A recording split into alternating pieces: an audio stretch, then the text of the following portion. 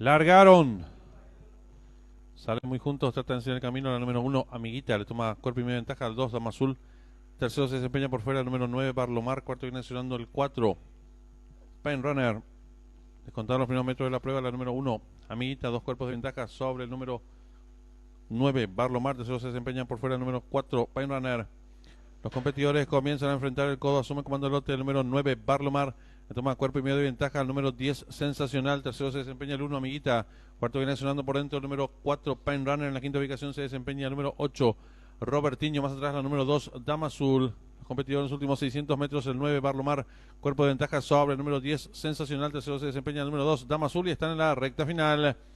Últimos 400 metros para el disco número 9, Barlomar intenta la disparada, lo hace con cuerpo de ventaja sobre el número 10, Sensacional, que va en su búsqueda, viene ganando un terreno al fondo la competidora número 2, Dama Azul. Descuentan ya los últimos 250 metros para el disco, asume comando el lote número 10, Sensacional, estira ahora 3 cuerpos de ventaja sobre la número 2, Dama Azul. Tercero se desempeña 9, Barlomar. Descuentan ya los últimos 100 metros para el disco, el número 10, Sensacional, firme la delantera, varios cuerpos de ventaja sobre el número 9, Barlomar. Tercero 2, pocos metros para el disco, el 10, Sensacional, y Arnaldo Portillo. Amplias ventajas sobre la número 2, Dama Azul, y cruzaron el disco.